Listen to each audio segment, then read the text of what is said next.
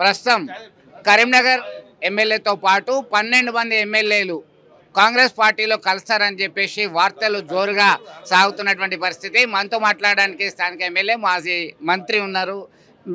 మీతో పాటు 12 మంది పేర్లలో మీ పేరు కూడా ప్రముఖంగా వినబడుతుంది. కాంగ్రెస్ పార్టీలో కలుస్తారు. ఇప్పటికే దానం నాగేందర్, కడియం శ్రీహర్ లాంటి వాళ్ళు, తెల్లం వెంకట్రావు లాంటి వాళ్ళు టచ్లోకి వెళ్ళారు, కలిసిపోయారు ఆల్రెడీ. మీ పరిస్థితి ఏంటి?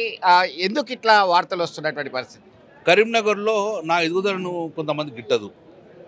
సుమారు 4 సార్లు కూడా నేను ఎమ్మెల్యే గెలిచాను ఓడిపోకుండా. 2 సార్లు కార్పొరేటర్ గెలిచాను. 6 సార్లు గెలవగానే నా మీద ఒకలాంటి పైశాచిక ఆనందం పొందాలి, నా క్యారెక్టర్ దెబ్బతీయాలని ఉద్దేశంతో ఇక్కడ కొంతమంది పనికిరాని చిన్న చిన్న ఛానల్స్ పేపర్లు, పనికిరాని పేపర్లు, క్రెడిబిలిటీ లేని పేపర్లు, నా ఒక వ్యక్తిగత ప్రతిష్ట దెబ్బతీస్తుంది కూడా ఆన్లైన్ పేపర్ రాసి దాన్ని వైరల్ చేశారు.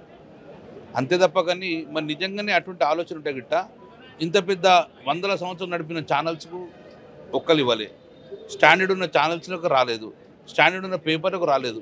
నిజంగా వాళ్ళకి అటువంటి ఇన్ఫర్మేషన్ ఉంటుండే కదా. కరీంనగర్లో కొంతమంది పనిగట్టుకొని నా క్యారెక్టర్ దెబ్బతీయాలి, నేను బాధపడితే ఆనంద పైశాచికందం ముందే వాళ్ళు మాత్రం ప్రచారం చేశారు. ఇందులో ఎక్కడో వాస్తలేదు. మా కేసీఆర్ ఫ్యామిలీకి కేటీఆర్ ఫ్యామిలీ నాకు తెలుసు. అయినా రేవంత్ రెడ్డి గారు కూడా అటువంటి ఆలోచన పెట్టిందని నేనైతే నమ్మతలేను. కాబట్టి ఇవన్నీ కూడా ప్రచారము.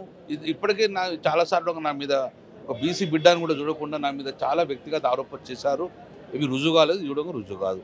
మీరు గతంలో సైతం Bharatiya Janata party ED CBI విషయానికి వెళ్ళినప్పుడు కూడా ఇట్లాంటి వార్తలు వచ్చినాయని చెప్పి అనుకోవచ్చా? మీ అభిప్రాయం? నా మీద అప్పుడు సిబిఐ రైడ్, ఈడీ రైడ్ అయినప్పుడు నేను దుబాయ్ నుంచి తెచ్చడంగా అయిపోయింది, ఇక ఇతను బీజేపీలో కలుస్తాడు అని చెప్పారు.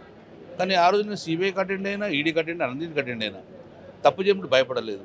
కాబట్టి ఇటువంటి మనము దాస్తే దాగేటి కాదు. కాబట్టి ఇవన్నీ కూడా నా వ్యక్తిగత ప్రతిష్ట దెబ్బతీసే ప్రయత్నం చేసినప్పుడు దయచేసి నమ్మకండి చెప్పండి. నాకు తెలిసి కాంగ్రెస్ పార్టీలో అటువంటి స్టెప్లు ఎత్తకుండా నేను నమ్మకం పెంచలేదు. ఏదో బీఆర్ఎస్ పార్టీ తీసుకొచ్చి ఎంపీ ఇస్తారని కూడా అదంతా ప్రచారము. గత 15 రోజుల నుంచి డేట్ కూడా వాళ్ళే ఫిక్స్ చేస్తుండ్రు, మరి ఏం జరగలేదు కదా. కాబట్టి ఇవన్నీ దయచేసి నమ్మకండి, క్యారెక్టర్ దెబ్బతీయద్దని చెప్పి నేను కోరుకుంటున్నాను. మీరు అన్నట్టుగా ఈ నెల 6 లేదా 12వ తేదీ ముహూర్తం ఫిక్స్, డేట్ ఫిక్స్ అన్నారు. అలాగే కరీంనగర్ కాంగ్రెస్ పార్టీ ఎంపీ అభ్యర్థి పెండింగ్లో ఉండడానికి కూడా మీతో ముడిపడి ఉంది అని చెప్పేసి ప్రధానంగా చర్చ జరుగుతుంది పొలిటికల్ సర్కిల్లో. మీరు అన్నట్టుగా దాని మీద మీ దృష్టికి ఏమైనా తీసుకొచ్చిండ్రా? కాంగ్రెస్ పెద్దలు ఏమైనా మాట్లాడే ప్రయత్నం చేశారా మీతో? 6వ తారీఖు ఈరోజే, మరి నేను హైదరాబాద్ ఉండాలి కదా, అతుక్కు కూడా. నిన్న 5వ తారీఖు కలుస్తున్నారు రేవంత్ రెడ్డి గారు. ఇంటికి 12 మంది పోతారు, మీరే అన్నారు. 12 మందిలో ఎవరు పోయినో తెలియదు, ఇద్దరు పోలేదు. మొన్న డేట్ 4వ తారీఖు చేసారు, 1 వీక్ ముందు టెస్ట్ చేసిండ్రు. వాళ్ళే డేట్ ఫిక్స్ చేస్తారు. మరి నేను కరిమాలో ఉన్నా కదా. నిన్న కేసీఆర్ గారు మా ఇంట్లో భోజనం చేస్తారంటే నేను హైదరాబాద్ కలవన్నట్ట. ఇటువంటి పిచ్చి పిచ్చి ప్రలాపనలు. అంటే ఒక మనిషి ఎదుగుదలను చూసి ఓర్వలేని నాయకులు, ఒక మనిషి బాధపడుతుంటే పైశాచిక ఆనందం పొందే వ్యక్తులు మాత్రమే ఇవి ట్రోల్ చేస్తుండ్రు. వాళ్ళందరి మీద చాలా సీరియస్ లీగల్ యాక్షన్ తీసుకుంటున్నాము. ఆల్రెడీ పోలీస్ కంప్లైంట్ చేస్తున్నాము. చాలా సీరియస్గా ఒక క్యారెక్టర్, మంచి క్యారెక్టర్ దెబ్బతీసేందుకు ప్రయత్నం చేసి ఒక క్వశ్చన్ మార్క్ పెట్టి దాన్ని పెట్టడం కూడా కరెక్ట్ కాదు కదా. లీగల్గా చాలా సీరియస్గా కొట్లాడుతున్నాం. మీరు ఒక మంత్రిగా, బీసీ నేతగా, స్థానిక ఎమ్మెల్యేగా 4 సార్లు విజయం సాధించారు. మీ కార్యకర్తలకి ఇట్లాంటి వార్తల పట్ల మీరేం చెప్పదలుచు? మా కార్యకర్తలు ఎవరు ఒక్కరు నమ్మలేదు. మా క్యారెక్టర్ మాయంబడి ఉన్నారు. పాప కేసులో జైలు వచ్చడంగా స్టాండర్డ్ నిలబడ్డారు. అంతే తప్ప కానీ మా కేసులు పెడతారు మేము భయపడిపోలేదు. కాబట్టి మా కార్యకర్తలు ఇవన్నీ ఎప్పుడు తోసిపుచ్చేశారు. నేనేమైనా నిర్ణయం తీసుకుంటే దగ్గర నా వ్యక్తిగత చెప్తాం కదా. మా దగ్గర కూడా చెప్పకుండా పోయేట వ్యక్తిని కాదు కదా. పోయే ఆలోచన ఉంటే మా కేసీఆర్ దగ్గరికి పోతా కదా. అటువంటి ఆలోచన, అటువంటి మనసు కూడా రాదు మాకు కూడా. కేవలం ఇదంతా ప్రచారం చేస్తూ ఉంటారు. నిజంగానే నేను కాంగ్రెస్ పార్టీలో నాకు చాలామంది దోస్తున్నారు. మేము వాళ్ళతో కొట్లాడుకుంటాం. ఏంది కేసులు, ఏంది మాకు నిధులు ఇవ్వవు, అట్లా కొట్లాడుతూ తప్ప కానీ వాళ్ళు నువ్వు అడగంగానే మా పార్టీకి రామని ఇప్పుడు అడగలేదు, ఆలోచన లేదు. మీరు అన్నట్టుగా కాంగ్రెస్ పార్టీలో చాలామంది దోస్తులు ఉన్నారు. దానిలో 2 వర్గాలు అయిపోయినాయి. టీడీపీ కాంగ్రెస్ అనేది, పాత కాంగ్రెస్ అనేది. అంటే మీకు టీడీపీ నేతగా ఉన్నప్పటికీ రేవంత్ రెడ్డితో సన్నిహిత సంబంధాలు ఉన్నాయనేటువంటి చర్చ కూడా ఒక రకమైనటువంటి ఈ పుకార్లు షికార్లు రావడానికి కారణం అనుకోవచ్చా? రేవంత్ రెడ్డి గారు టీడీపీలో అందరూ క్లోజు నేనంటే ఆయన గౌరవ ఆయన గారు. కానీ ఇప్పుడు తన పార్టీ వేరు, నా పార్టీ వేరు. అంతే తప్ప కానీ గంగుల కమలకు నువ్వు రావాలి అని ఆయన కోరలేదు, నేను వస్తా అని చెప్పి తనకు చెప్పలేదు. ఆయనకు సీఎం ముఖ్యమంత్రిలో వాళ్ళ పార్టీ పక్షం ఉన్న కాబట్టి డెఫినెట్గా ఆయన మెయిన్ రెస్పెక్ట్ ఇస్తాం, ఆయన మమ్మల్ని రెస్పెక్ట్. అంతే తప్ప కానీ ఆయన నిన్ననే ఒక నిర్ణయం తీసుకోడు కదా ప్రోత్సహించద్దని. వెన్నుపోటుదారుని ప్రోత్సహించని తనే చెప్పే, ఇక తను ఎందుకు ఎంకరేజ్ చేస్తాడు? తీసుకున్నారు కదా ఆల్రెడీ మీరు అన్నట్టుగా ఆయన చెప్పారు వెనుపోటుదారులను ప్రోత్సహించద్దన్నారు, కానీ కడియంని తీసుకున్నారు, దానంని తీసుకున్నారు, తెల్ల వెంకట్రావు జాయిన్ అయిపోయాడు. ఇక కొంతమంది వారి వ్యక్తిగత అవసరం కోసం పోయినా మేము భావిస్తున్నాం, కానీ ఆయన పిలితమంతా వీలు పోలేదు, వీళ్ళు పోతేనే ఆయన చేంజ్ చేసుకుంటే నేను భావిస్తున్నాను. సో కేసీఆర్ గారు పొలం బాట పట్టారు, దాంతో మన నియోజకవర్గంలో కూడా మీరు వెంట ఉన్నారు. ఇది రాజకీయ దీక్షలు, ఇవి కపట దీక్షలు అని కాంగ్రెస్ నేతలు విమర్శిస్తున్నటువంటి పరిస్థితి. ఈ దీక్షలకు సంబంధించి కపట దీక్షలు కాదు, రైతు ఆదుకోవాలి. నిన్న మేము పోయిన దాంట్లో చాలా మంది బీజేపీ రైతు ఉన్నారు, కాంగ్రెస్ రైతు ఉన్నారు. రైతే అంటే మేము ప్రభుత్వాన్ని విధంగా తొందరని స్పందించమని ఎందుకంటారంటే మనకు ఆత్మహత్యలు జరగకూడదు, రైతాంగం బతకాలి. 10 సంవత్సరాలు అలవాటైన రైతు అదే పంటకు పోతాడు. ఆదుకుందాం, ఏం తీసుకుందాం నిర్ణయాలు. ప్రభుత్వం ముందున్న సవాళ్ళకు కూడా చెప్పే పరిస్థితి వస్తుంది. నీళ్ళు లిఫ్ట్ చేయండి, ఆదుకోమని చెప్తున్నాం.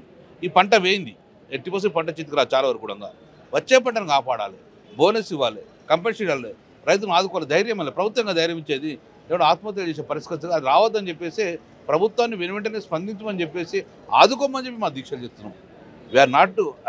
వీఆర్ రిక్వెస్టింగ్ ద గవర్నమెంట్, ప్రభుత్వం మీరు ఆదుకోండి, రైతులు ఆత్మహత్య జరగనీయద్దు అని చెప్పి కోరడం జరుగుతుంది. రైతుకు ఆధారం కదా భూమి, ఆ భూమిని నమ్ముకున్నాను తప్ప లేదు.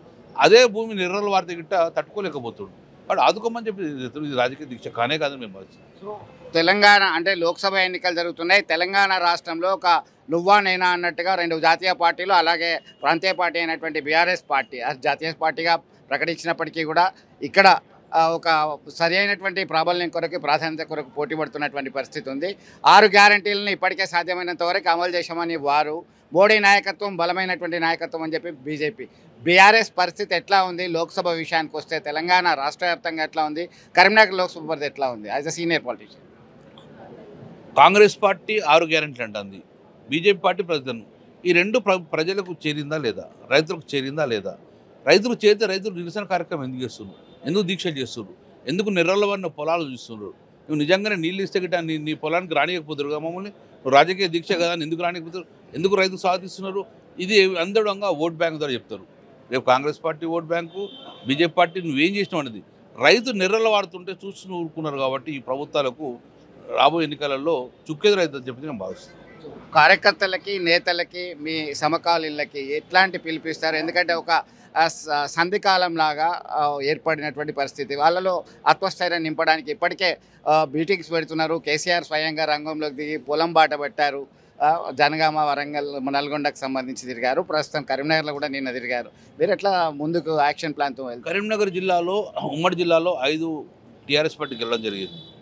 మెదక్ తర్వాత మేమే ఎక్కువ వెళ్ళడం జరిగింది. ఇక్కడ చెక్కు చేరని క్యాడర్ ఉన్నది. కరీంనగర్లో ఇన్ని కేసులు అయినా కూడా ఒక్కరు పార్టీ పెట్టుకోలేదు, కొట్లాడదామంటున్నారు. కరీంనగర్ జిల్లా అంటేనే పోరాటాలకు సిద్ధమైన జిల్లా, పోరాటాల కిల్లా. ఎప్పుడు పోరాటం అయినా ముందున్నది కరీంనగర్ జిల్లా. కాబట్టి కరీంనగర్ జిల్లాలో 2 దెబ్బలు తిన్నామా జగన్ పోరాటం వెనుకబెట్టారు, జెండా పారేరు. కాబట్టి పోరాటం చేస్తాం, ఫైట్ చేస్తాం. వీళ్ళు ఫైట్, మాకు న్యాయస్థానాలు ఉన్నాయి, చట్టాలు ఉన్నాయి, అవసరం సుప్రీంకోర్టు దాకా పోతాం, కానీ వెనుకపోయే పరిస్థితి లేదని చెప్తున్నాం. సో మొత్తం మీద రాజకీయంగా పార్టీలు మార్చడం అనేది సవాలే లేదు. మా మీద ఓర్వలేక చేస్తున్నటువంటి దుష్ప్రచారం, లీగల్గా యాక్షన్ తీసుకుంటాం, న్యాయపరంగా కొట్లాడతాం. బీఆర్ఎస్ క్యాడర్, లీడర్ అందరూ స్ట్రాంగ్గా ఉన్నారనేటువంటి ధీమా వారి మాటల్లోనే ఉన్నాం. రైతుల పక్షాన నిరంతరం పోరాడడానికి కూడా సిద్ధంగా ఉన్నామనేటువంటి అభిప్రాయం చెప్తున్నటువంటి పరిస్థితి.